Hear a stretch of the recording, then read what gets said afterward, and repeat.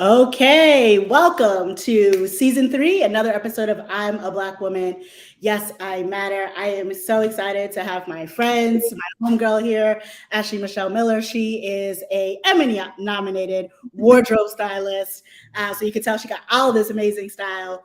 But we're going to really talk about what is it like to be a Black woman out here during this time, how important it is to find your passion, find your authentic self. And we're just going to sit here. We're going to kiki a little bit. This is also about Black joy, Black women joy, Black sisterhood joy. So thank you so much for coming on and finding time out of your busy schedule to give us some insight, some gems, and all of that. So thank you so much, Michelle, Ashley. I really Of appreciate course. I know my name's so long. Everybody just be saying whatever comes out first, but I appreciate it because every single part of it is right. I love it. I love it. So, well, those of us who know you know that you have an iconic style, which is with the dreads and the hat. So, talk to us a little bit about that personal branding so that people know who you are walking in these streets. Yeah, thank you for even bringing that up first because it just goes back to my founding core values of like being authentic in who you are and really being able to express that, being bold in it. I honestly just started doing this within the last probably 2 years. The hat situation and the jewelry, probably the last 2, 3 years. My dreads have been like this forever. Like people think they're mine and they're not. I ain't even gonna lie to y'all.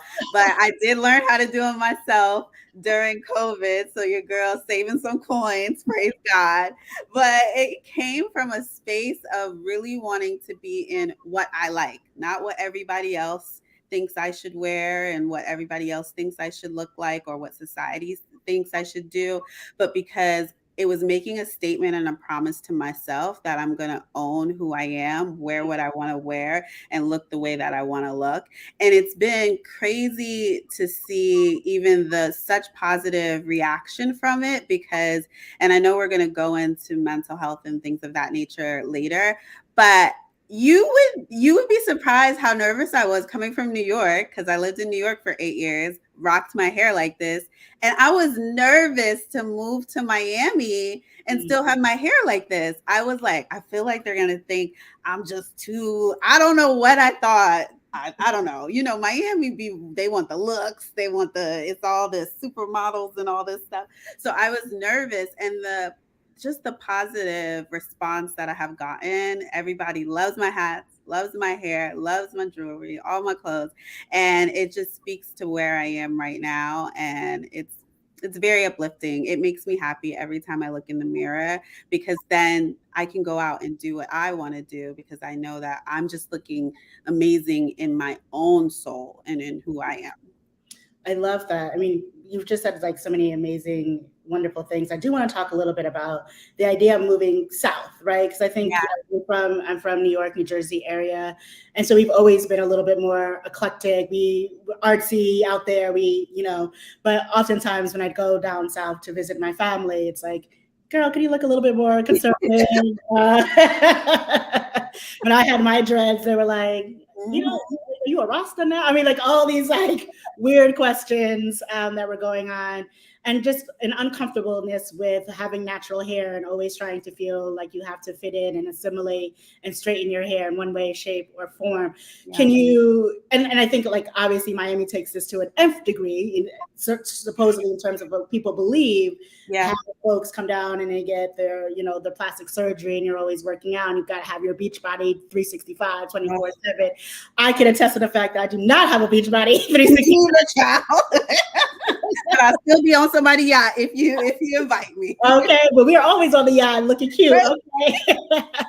No, but I think that there's something about the powerfulness of saying like there are other ways to be, even in cultures and societies that may feel like you have to look a certain way to be Yeah. successful. Can you talk a little bit more about that? Yeah. So in terms of like the cultures, right? Is that Yeah. what you're saying? Yeah. So for me, and it goes even into when I'm doing styling for my clients, right? I take who they are as a person. That means their lifestyle. That means, their values. That means, obviously their budget but also their culture, right? The way they want to look is always going to stem off of our experiences in life and who we are, and maybe some of the trauma as well as the good. And so I will ask people everything from, do you want your arms covered? You know, do you want things to be a certain length in terms of knee length and skirts and things of that nature?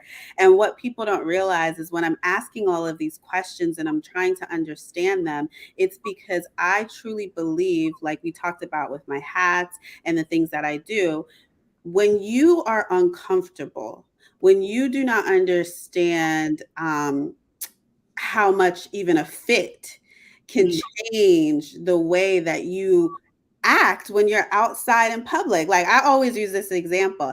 I have big breasts, and you know that comes from my Jamaican side. Love my Jamaican grandmother and my aunts, but we have big breasts and strong legs, and that's okay.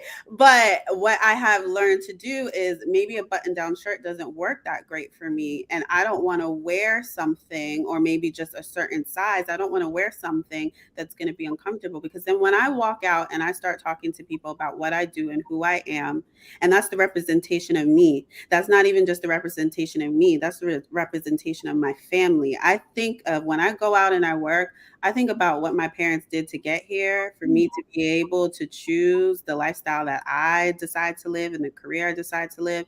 So many things play an impact. And if I'm feeling so uncomfortable from that button down shirt about to bust on open because it's too tight, levels to that you don't even realize. Now you can't speak your truth and be yourself because you're too shy. You're trying to cover yourself. So when people, I know it's so deep into the eyes of others, but when I look at the way that you dress, there is so much more behind even your style, the representation of who you are, who you're representing, and who you want people to be proud of you about. And if you hinder yourself because of not really taking advantage of being bold, expressing yourself, and being authentic, you're actually cutting off some of your blessings and desires, and just a deeper level that I know sometimes it's a lot, but for me it's bigger than that. No, I mean, I think that's so right. Like when you're wearing something that's uncomfortable for you, you yourself feel uncomfortable. You feel small, you feel shrunken. You're like, this is not me. This is not how I feel like I should represent myself through the world. What happens when you work with a client who doesn't believe that they have an authentic self? Because I think everyone does, but maybe they're just not in touch. How do you help them get in touch with that side of themselves? It's funny. I never looked at it like this until I was with a group of other stylists, and they were like, we low key use like reverse psychology a lot of times and didn't even like realize it. I can tell when people either are just not willing to expand out of their comfort zone because of insecurities, or fear of whatever, right? Or maybe they just really don't like it. And so I am not someone who will ever push any of my clients, but I will always give them the ability to see something different.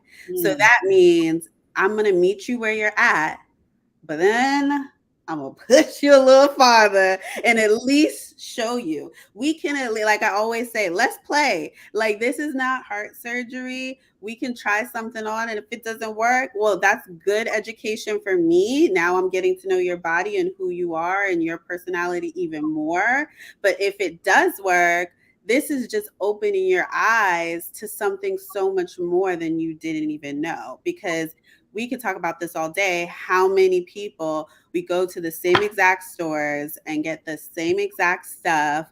I mean, we'll even get the same thing in a different color. And I have been, a culprit of that too, because I'm like, it fits and I'm gonna get it in every color. You know what I mean?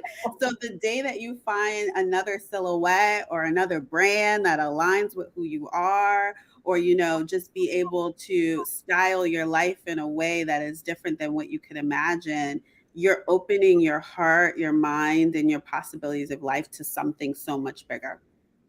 You said something when you were talking about your styling, about your anatomy, right? Having bigger chests than some other folks, Mhm. not being comfortable in certain types of clothing. So, the fashion industry is known not to be the most inclusive industry when it comes to fashion and different body types, shapes, sizes. So, how have you cultivated, like, where do I go? Where do I shop? Like, I'm trying to, like, I just want to pick up something real quick, but like Target or TJ Maxx doesn't have it. So, like, where do I go to get those things? Yeah. Do you have a repository, or have you seen more inclusiveness happening in the fashion industry lately? Yeah, I'll go back to even when I started as a stylist, coming from Florida, going to New York. I was like, okay, I'm going to decide to be in this industry. And this came from discovery of me going to therapy, deciding to take a leap of faith and go into this industry. Understanding that this industry will be, competitive as well as just different, but not understanding that it is very judgy, as well as, being in New York, they want the skinny models, they want the high designer brands, they want all of those different things. But that is not everyone. Everybody can't afford the $1,000 Balenciaga boots. Like, everybody can't fit into that Chanel tweed jacket, right? And so, what the beauty of what I found going through New York and being on all of those sets and being on those editorial shoots is that I knew from then that I wanted to make a change and an impact in the fashion industry that shows people that you have your style regardless. I don't care what size you are, right? Now, I will say this as a strategy: some of my clients that are more plus size, we just got to be strategic, right? You may not necessarily, and it's unfortunate, but the beauty of now where we are in life, inclusivity is getting better, and so there's a lot more plus size brands out there. But if you know you got a party coming up or an event coming up, baby girl, I'm just gonna be very real with you. You might need to schedule a week or two in advance. Like, you're gonna have to shop, you're gonna have to look, because the thing is, especially I tell this to my clients all the time. When they work with me, they're like, I just need one look. I just need one look. That's it. I'm just going to an event. I strategically in my head calculate, if you tell me you need one look, you need at least 10, probably. I sometimes I go to 15, but I've trying to be better because I just want my clients to be like happy. But at least 10 solid looks that you can look at, you Mm. can see, and then you can try on. Because how many times you go in a store, you go through the whole store and you only picked one thing, right? It has to align with who you are.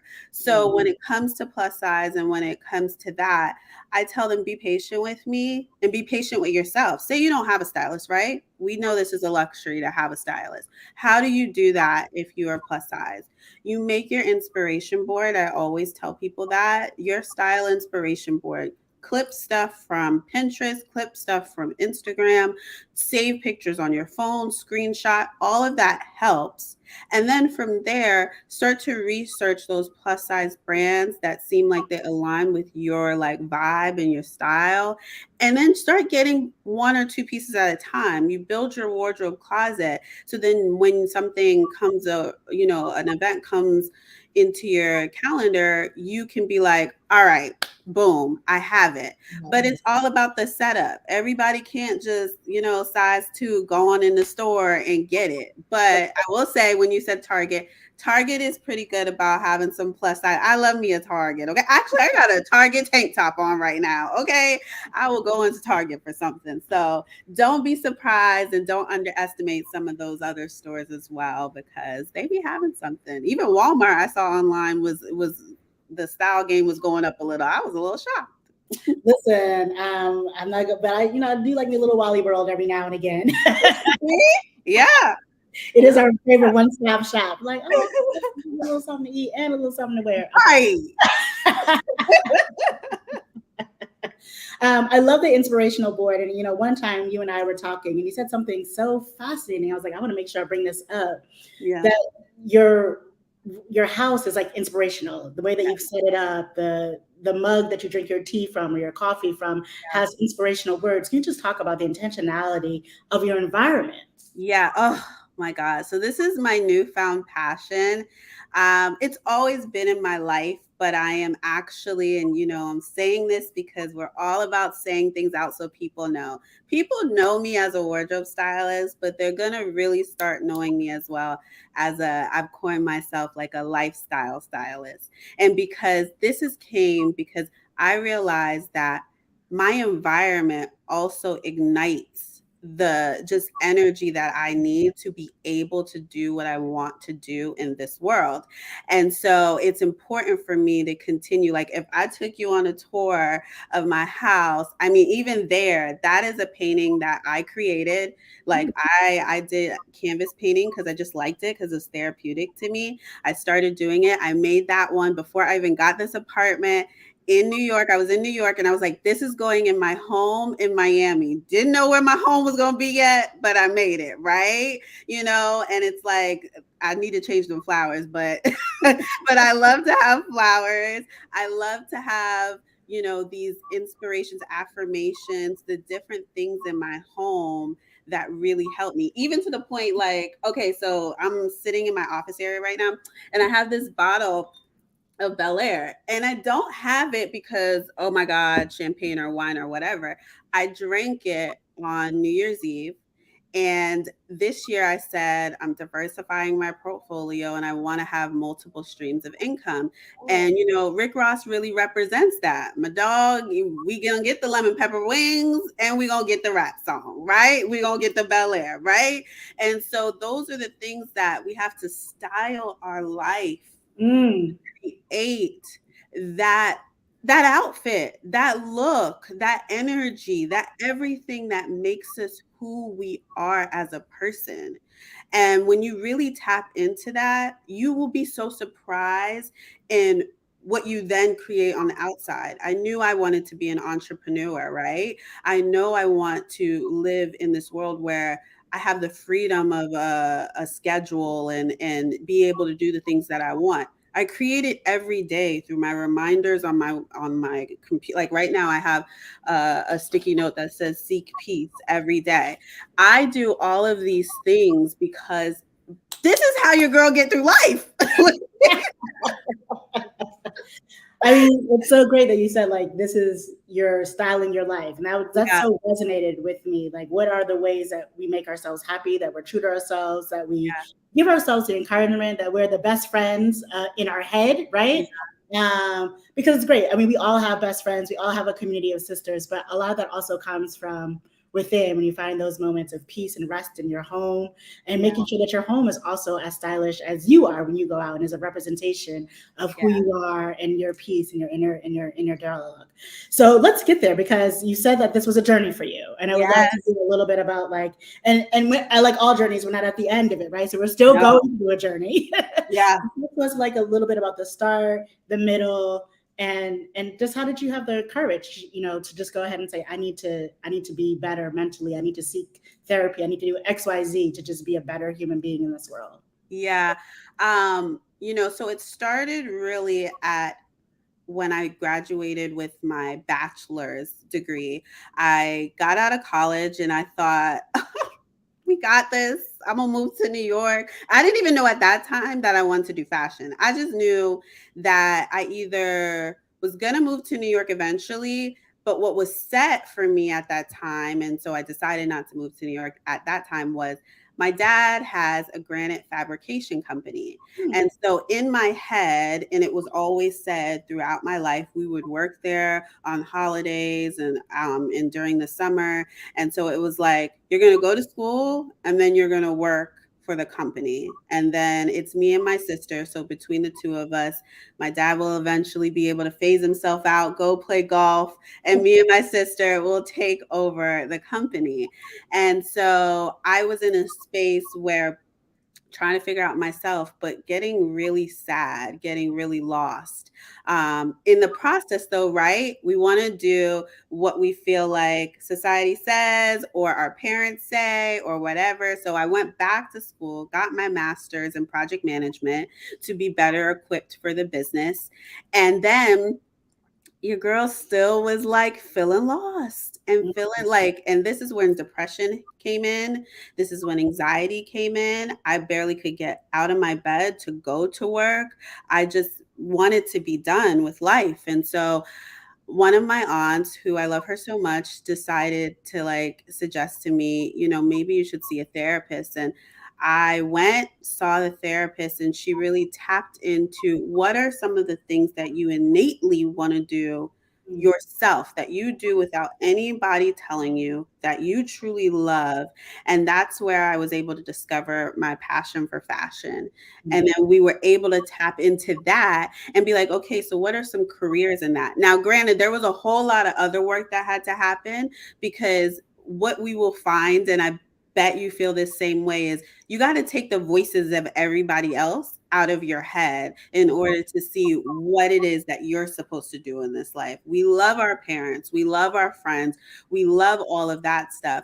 But when you start to understand your calling, you know that no one else can answer that. You have to answer it, and you have to do the work to do it. So my work started, and I decided to have the hard conversation with my dad to be like, Daddy, I do not, especially as Black, like just people in general, but as a Black woman, having the ability to, your father has a business, that's legacy. That's, you know what I mean? That's deeper. We don't get that like that. So you don't leave that. Like, girl, you better suck it up and be happy that you can even say that your family has a business, right? And so how hard it was for me to feel like I'm disappointing him and all of that. So, decided to move. And the great thing about my father, because he is an entrepreneur, and my mother as well, my sister were great supporters, but he was like, all right, you can do it for a year. Go there, figure it out, see if it's something you want. A year turned into 8 years. And the journey was, I tell people all the time, especially people who want to become a stylist, but in any journey, you have to go through the trenches. So, pulling it into the middle of the story, I'm now 27 years old. Your girl has her bachelor's, her master's, and she has to start from the bottom, interning in rain, sleet, and snow, picking up bags, returning stuff, going to all of these fittings and doing all of these things to learn this industry, and have to take the humility out of it and be like, look, if this is what you want to learn, girl, you're going to do it. And so that's what I did. And so in that time, I did everything from magazine covers, working on that. I worked with the style team for Madonna for music videos. I, worked for ABC and did a lot with talk shows and brands like Macy's and Victoria's Secret, a plethora of stuff. And that's where I actually, working on the Tamron Hall show and working within that style team, that's how I ended up getting the Emmy nomination. I know, it's hard for me to say it, only because I am so grateful for God and everything that He has done with my life. But I never want to tie myself to one thing, because, God is just, He gonna do He gonna do so much in your life, right? But I also know the importance of being that testimony. And so that's why I continue to say it, so that people can see that it doesn't matter how old you are. Doesn't matter what state of mind you're in, you can find the help to get you out, to seek yourself, and to be able to do what you do. So now, fast forward, moving here to Miami, and I'm even on another wave of it, right? I did styling in one capacity, worked with a lot of celebrities and, TV shows. And now I'm taking what I've learned with those brands and those people, and I want to impact more people and everyday people, and show them that even if you don't have the expensive stylist, there are ways for you to be able to take each and every piece of your life to create that wholeness that you should feel with inside. And that is really part of the mission of what I'm doing now. I love that. I want to go back to like when you were interning at age 27. You're like, I'm like the ish, right? Like I got a master's degree. I'm a woman of a certain age. You got me out here running around like like I'm a kid. But you also started your mental health journey, and I wonder if the strength of your mental health allowed you to say, you know what, let me take my ego out of this. This is for a greater cause, a greater good. Can you just talk a little bit about how that mental health Yeah. journey helped you in that humility and taking the ego out for a moment? Because, you know, listen, we are bad and we got to bring that ego back and let people know. Maybe. Maybe.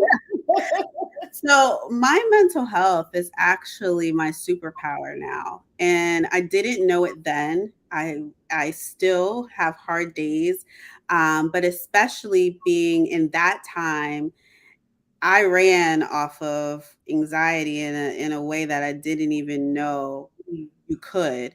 And so I was in the hamster wheel, but I was also in my spirituality is very important to me and my mental health is very important to me. So I made sure I was in therapy, talking to my therapist as I'm dealing with my day and day struggles, as well as God. I was listening to my podcast. TD Jakes is my dog, and so is Sarah Jakes. And so, like I'm listening to all of this to help me to go, because when you don't know what it's going to be, you just know I got to do it. I mean, a lot of us have that gut feeling. I always say my gut is God. And so when you can't see the light at the end of the tunnel, you just got to believe that whatever is going to happen is going to be okay because you're covered. And so that has been me through this journey, from the interning and having to be like, all right, I don't really like these people, but we here for a bigger purpose, right? Or, I speak a lot about when it got crippling. So the first time it got crippling, I made a change in terms of moving to New York, right? Because I had to really dive in deep. The second time it got really crippling is I had a panic attack on the train going over the Q train across Brooklyn to Manhattan on my first day of work, to the biggest opportunity at that time. It was working for ABC's The Chew. And I was like, I don't know how I'm going to do this job. I've never and this was more full time.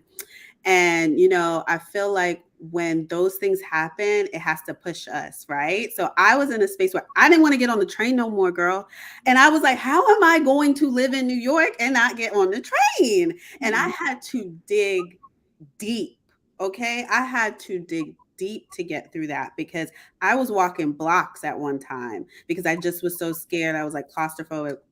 And I said, I refuse. And so going back to the journey, right? It's always an evolution. At that time, I had decided, and I had been on before, but I decided to get back on Lexapro for anxiety. And so that really, I still am on it till this day. And it really helps to balance me in that way. And it doesn't make you feel like a zombie or, I'm here, you guys, I'm coherent.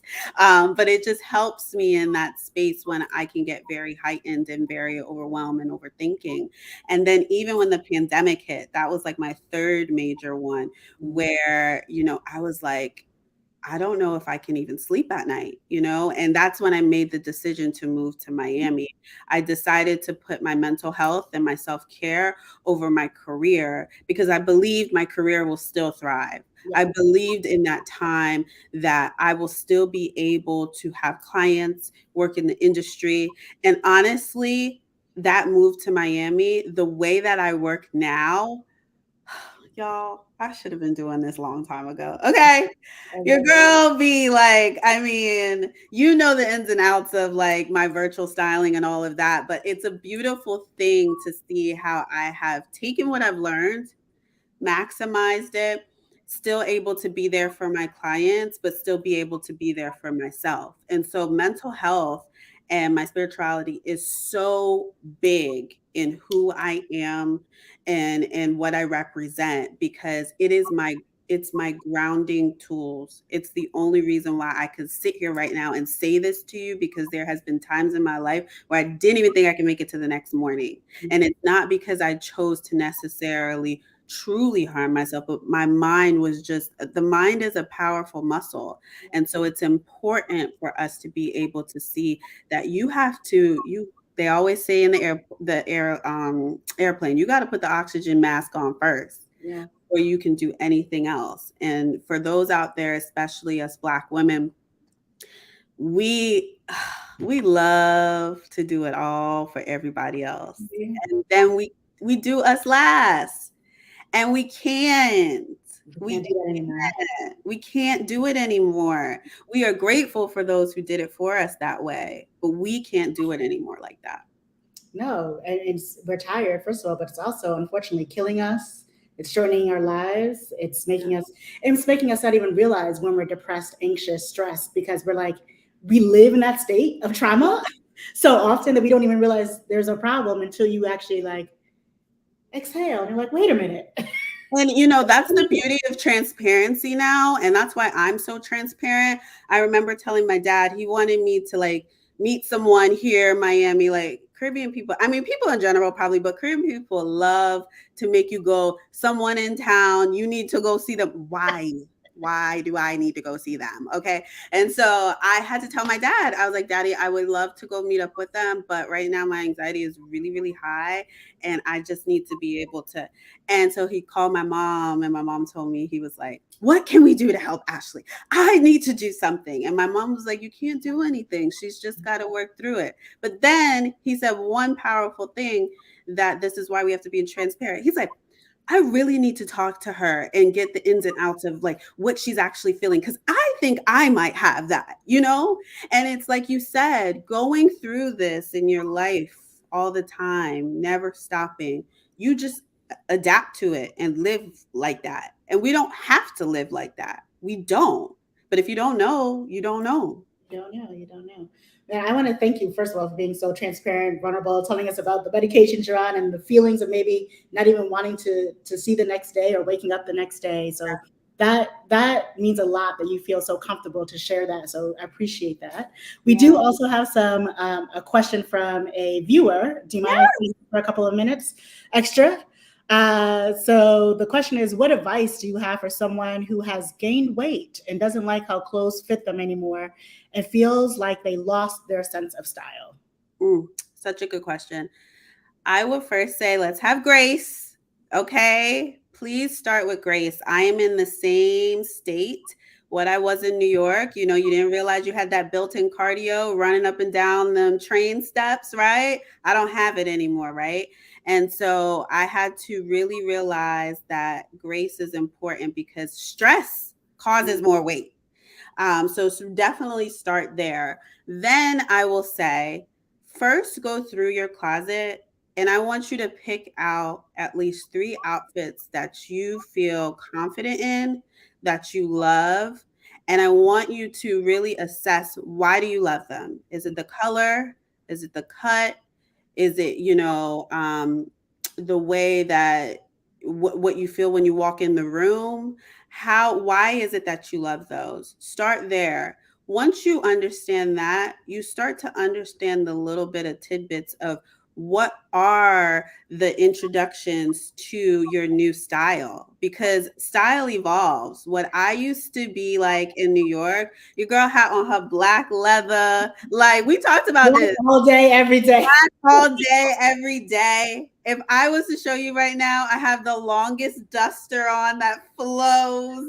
And even though it's black and white, and like I said, I wasn't wearing the hats like this in New York, right? And this came from me tapping into another part of me. I'm in a space now where I'm peace and love and all of that. And so I'm tapping into that boho, that indie, that type of vibe. So for you, think of, what do you want to feel like? What does it look like to be in your shoes? Do you want to be that expert and professional? Do you want to be like that boho and trendy? Whatever it looks like. And then take those keywords. I tell you, there is beauty in saving stuff on Instagram, saving stuff on Pinterest. You don't have to be, I always advertise, we're not being a copy and paste. But I will literally sit in my bed when I know I have something, like I got to get up in the morning. I'm like, oh, what am I going to wear? And I will go through my pictures, and it will ignite something in me to be like, oh, I have something like that in my closet.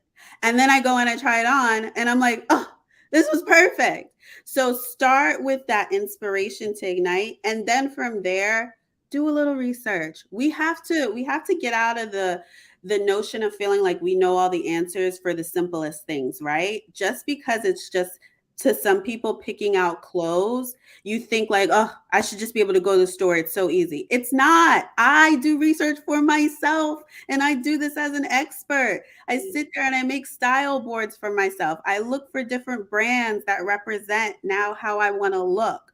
So you got to be strategic and understanding. It's really some self like love that has to happen when you're tapping into it. But listen to yourself. Start saving stuff and you'll realize what you save and you'll be like, oh, I really like jewelry because I keep saving this because of those gold bracelets. Or I really like, bold suits because I keep saving this. I should get a blazer. Those are the ways you'll understand what works for you. I love that. Thank you. We have one more question and then time out. Okay. Could you speak more on your spiritual practice and how it helped you? Oh, yes. I love speaking about that. It has been an amazing journey. It's still going. We know this. But not a couple things. When I'm at my highest, when I feel my most connected, it's because I do things like I get up and I even work out, just even a little bit. Like right now, y'all, it's so bad. I have a Peloton by my bed. It's by the bed. Okay. And I don't even be getting on it. And I told myself, we have to start with at least 15 minutes of like take a walk, do something, right? So that is one of it. Then I have my prayers that have to happen and my daily devotional book, even if it's like, I love those books that have like today's November, whatever, and you read whatever that is for that day. That helps me and unlocks something else. It makes me see people and my life in a totally different way. I also have to meditate.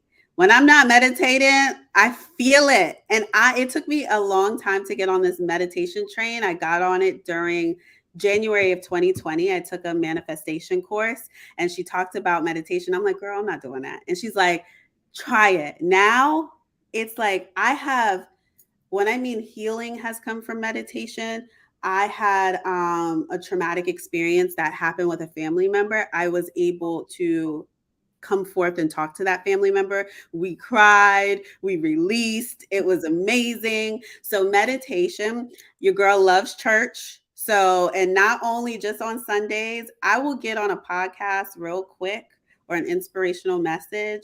Listen to it while you're walking. Listen to it while you're working out. Listen to it when you're driving instead of, I love me some Drake, but maybe Drake not today, right? So those are the journey of, and it's always ebbs and flows for me. I also get into the season of journaling. My therapist talks to me a lot about that. And I know when I do it, it's very helpful.